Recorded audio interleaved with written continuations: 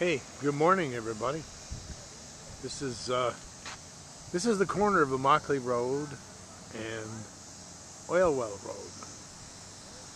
I know I won't move the camera too much. I tend to do that. I asked a question about 6-7 years ago to the president of the Collier Realty Group. I asked him, how did they come up with the name Oil Well Road? You know, that was right when they had announced Ave Maria to be built, the school and the university and the town, I should say. And he explained to me that Baron Collier, who founded Collier County, he discovered oil in this property in 1943. Right along Oil Well Road, they formed a company called the Humble Oil Company. They were producing 25,000 barrels of oil a day. It was a major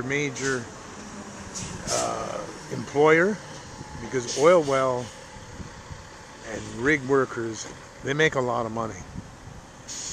Eventually they got to where they had 60 different wells producing, and it was a lucrative business for everybody. Never had an oil spill. They have a tremendous unblemished safety record. Anyway, so the environmental wackos come along, and they they don't want the drilling. They don't even want us driving cars. Like, see that? There's a truck there going around the corner.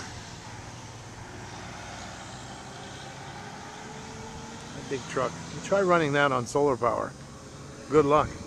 Anyway, the environmental wackos get a hold of this oil business down here.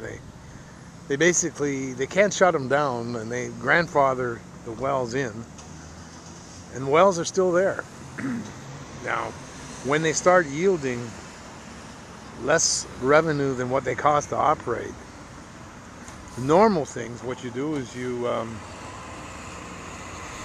inject steam or oil, hot water. You turn and you can drill sideways now. You don't have to drill different wells. You just use the same well, just turn the bit, and they can go deeper, they can go sideways, they can go all over the place. Kind of like what the Cubans are going to be doing in the Gulf of Mexico. They'll be drilling under our oil rights, and that's okay. They'll let Cuba take our oil. But anyway, I digress. So we're down. At last count, we were down to 14 or 15 wells, and that's really a shame. The point is, we have the oil. This is just one little part of it. There's some in the Panhandle, some proven reserves, lots of reserves there, and of course the Gulf itself, as we all know what happens when there's a hurricane come along. The prices of oil goes up because they have to shut everything down in the Gulf of Mexico. That's me there, the bear. All right. Anyway, and one more digression here. My daughter lives in New Orleans. She lives in a very nice part, the Garden District it's called. And the neighbors are all doctors and lawyers. She's a doctor of psychology. Her husband is an engineer and MBA, working for Shell Oil. And the rest of the street is made up of guys who work the rigs, the oil rigs out in the Gulf. Starting pay for, I guess you'd call them like a day laborer out there, is $80,000 a year. That's if you don't know how to do anything, but sweep and mop. And if you get a little more qualified, of course your money goes up. The average wage out there is $140,000 a year. And we have shut down a lot of rigs. Those major rigs, they cost about, not quite, just under $1 billion. That's a billion with a B dollars. And Shell moved 2 of them down to Brazil when the administration shut down future exploration. So we took these $2 billion investments, and we gave them we didn't give them to Brazil. We used our stimulus money and we loaned it to Brazil So they could afford to hire Shell to move their $2 billion rigs down there. And we extracted a heck of a price from them. We said they must allow us to be their best customer. So now instead of Louisiana workers working in the Gulf of Mexico, we now have Brazilians working on a Louisiana platform down in South America, and we're going to pay them the money. Now I guess it's better to deal with Brazil than it is some of the real friendly countries we have to deal with, like Iraq, Iran,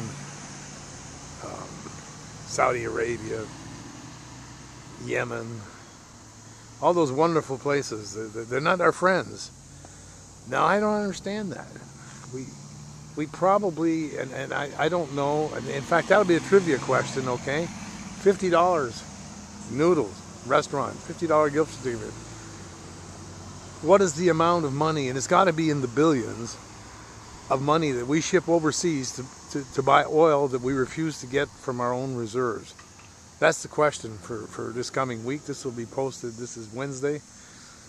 I'll have this video up Wednesday or Thursday, and we'll verify that with the Department of Energy and Natural Resources to get the right answer. But it's got to be enough to pay off our national debt over 20 years. If you take the amount of money per year and use that to amortize our debt, I bet you we're debt free.